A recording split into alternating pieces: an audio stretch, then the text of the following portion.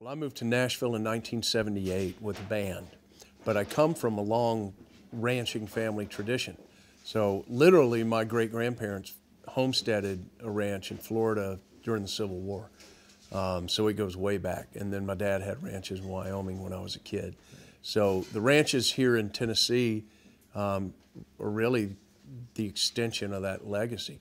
And I've been here, I put these ranches together with my father and my stepfather, which was kind of an interesting dynamic. But we started putting these ranches together in 1982.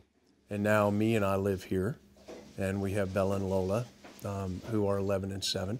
So it's already just in my lifetime, it's already a multi-generational situation, which is kind of the heart of all this way of life. You know, it really is a legacy, and it's a way of life. It's not a job. Well, the ranch life, of course, was my baby. It was my deal. Me appreciated it, and she liked being out here. And when I met her, she was living in Hollywood, you know, and she'd been in LA for 15 years. So a ranch in the middle of the holler in Tennessee was not exactly her idea of a good time, but it was pretty and it was nice. And it was interesting because when she did get so sick, and we moved from Mexico back here to Tennessee, and she started going to doctors, and she realized that the traditional medical treatment for Crohn's disease would actually long-term make her sicker. And then she said, I just can't do this. You know, I'm not going to do this. And she started trying to find alternatives, and she did. So as she got on her path, and it became a real food path, it was, for me, and the way my little mind works, it was like, okay, this is going to plug everything in together.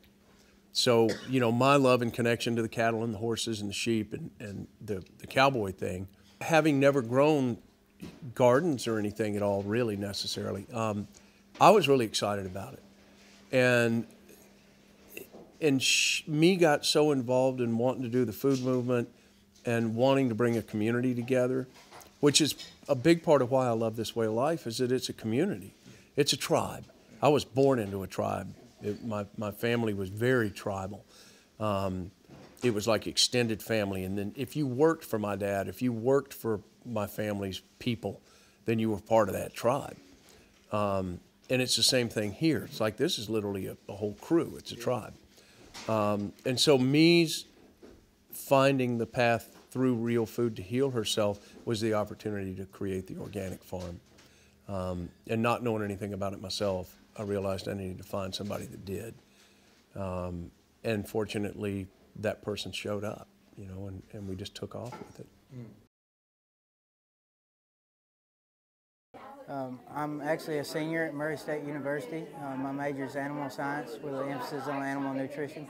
I grew up rodeoing professionally, so I do anything from training horses to moving the cows to understanding our nutrition program, which in turn, you know, moves into our holistic management and the way we feed ourselves as well as our cows.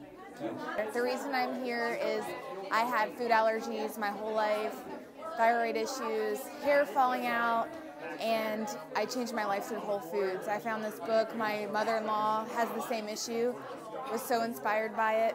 I read it and I was like, I have to be a part of something. So I emailed me and she said, come on and help us out. And I love being here and just talking to people and trying to change people's lives through Whole Foods.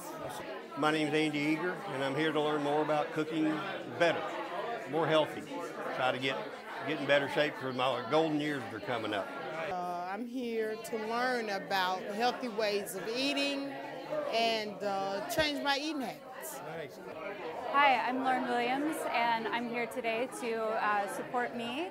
I've known her for about 5 years now. I started off apprenticing under her and working as her personal assistant before I knew anything about food.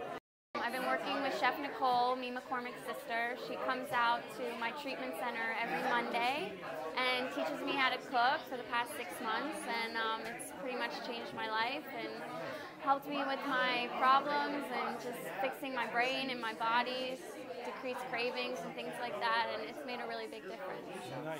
And the reason I'm here is we have read her book, Mee's book, and my mom is very we're very health conscious, my fiance and I, and we enjoyed the book, and we found out that she was here local, and we thought we'd come and check it out and see what it was all about.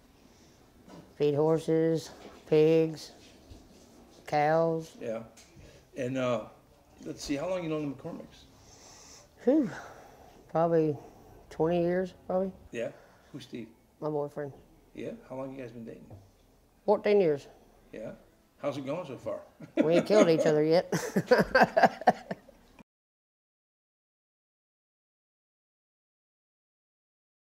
All right, so what's your favorite food? Potatoes. That's your favorite? Yep. Why? I just like taters. What's your favorite food? Seriously, fried chicken. But let me, since I'm learning about my eating habits, I've changed it. Now I like baked chicken better. Broccoli. I love broccoli. And salad. All right, good. That's all. My favorite food is probably sushi. I love sushi.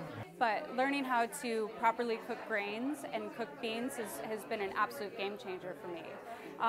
And greens as well, learning how to properly just steam greens.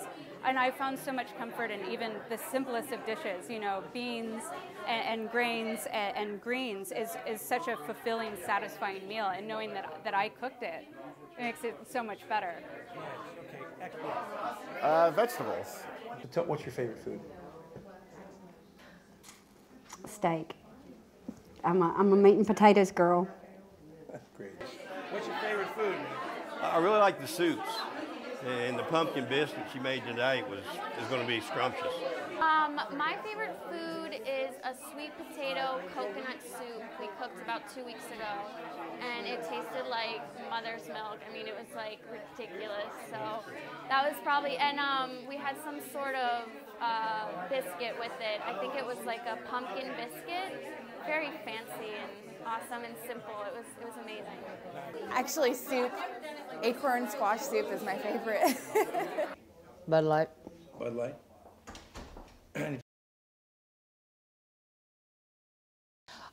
Usually a lot of chaos, but it's a fun chaos. We get in there and everybody prepares the food. It's kind of like being back at our grandparents' or great-grandparents' time where everybody just comes together. Is there water in the bottom of that? Okay, we've got another pot down here for steamed greens. Put the stems on her. Yeah, leave the stems. They're small and delicate. They'll cook fast. Just make them bite-sized. So fold them on top. And then you can cut another line down them to get them thin if you want. It's simple food. It's really easy to make. It's not that difficult. And we have fun, and usually Mee goes around and tells her a little bit of her story and what she's done and how it's helped heal her. And then and I'm obsessed with buttworms and parasites. And we all have them. And then introduces other people it's helped to heal. This is Mr. Al Adams. And I've known him for a long time, but I didn't really know him till Saturday when he came to the desert at a weekend I just did in California. And Al told me his story. We were talking about miracles, and we were talking about wellness, and what is a miracle. And can I talk about you? And Al has come up against cancer, and he was a candidate for not being here, right? A couple of times, A couple times on the roughest road. And you know what he said to me? He said to me, it's prayer, it's faith. And you know what I say? I say it is prayer, it is faith, and have faith in our food, because our food is from God. Real food comes from God.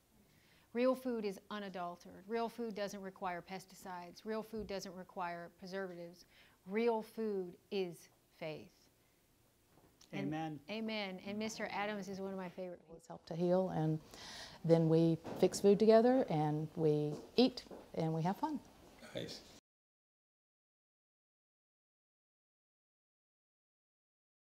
You're not giving me a carrot off. Sorry, honey. But you're fine, y'all just go on by, just ignore me.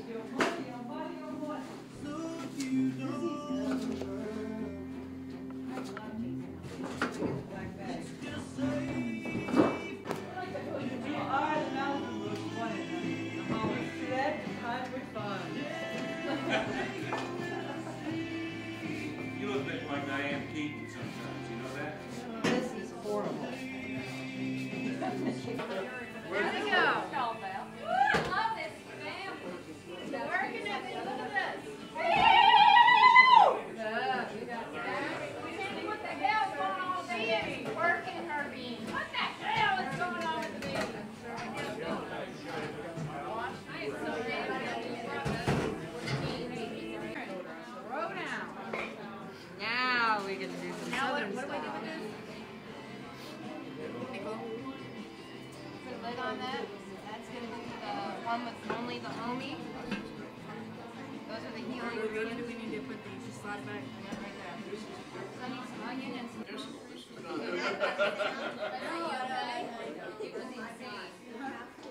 But here's some... Back here is looking through. Oh, yeah.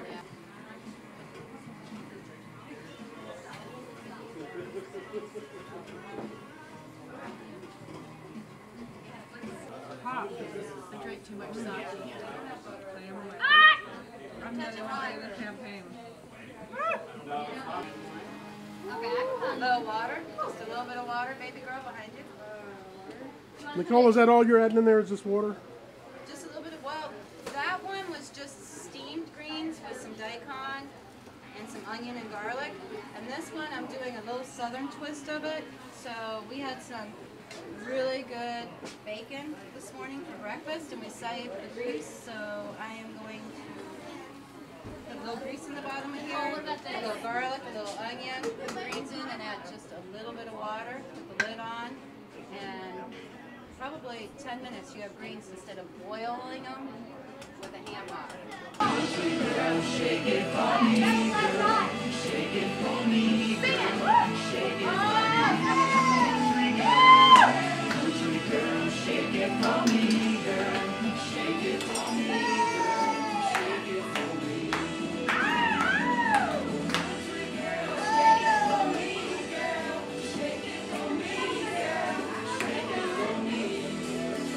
Shake it for me. Country girl, shake it for me, girl. Shake it for me, girl. Shake it for me.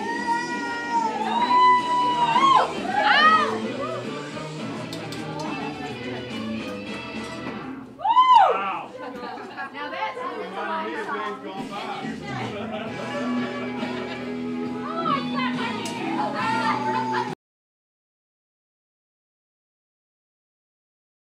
I'm Jane Ellen Tomlinson. I've worked for the McCormick's for 8 years. I started out managing the goat herd that we had. We had right around 400 goats, which is a lot of goats. And I managed those for a while, and I moved into the office, taking care of building the website and taking care of inventories and just basic office stuff. But you never know what you have to do when you come in. I might come in expecting to do banking or website work and end up on the tractor, you know, raking hay or getting cows up or, you know, doing whatever. My main focus for me personally here is the cattle. I enjoy working with the cattle and the horses and getting to, but the cattle is my main focus. We run 750 head of cattle here, which is, that's mama cows, and that's a lot of cows. That's a large, there's not many farms left in the state that have that many mama cows. You know, so at any given point in the year, we can have 1,400 head of cattle, and it's a large task to take on, but it's very rewarding. Nice. What I know about the food is she has totally saved my husband. She has totally rearranged my whole family dynamic due to the fact that my husband was diabetic. He had high blood pressure. He was on high cholesterol pills for high cholesterol, and he slept with a CPAP machine. And he got really sick 2 years ago at Christmas, and my husband's a very strong man. If he says he's sick, somebody better be calling an ambulance. I mean, he doesn't complain and carry on. And he said, I'm sick. I'm sick. I took him to Vanderbilt, which is a leading hospital here. one of the best in the country, and they couldn't tell us what was wrong with him. And she said, if you will follow this plan, it's not even really a diet, it's just a way of life. And if you do it, then it'll help you. And currently he doesn't take any medication for anything. And he doesn't sleep with his CPAP machine, and he's lost probably 65 pounds. And there's not many people, there's not many situations in life where you can look at something and say that somebody gave you time. Time is something that nobody can give you, but she gave me time because of the health aspect. And that to me that's the biggest gift that you can give anybody, is a direction of health and a direction to be able to help yourself so that you can live longer and take care of your family and be available. And that's what I've got from her personally. That and a great friendship and an absolute just wonderful outlook and aspect towards life.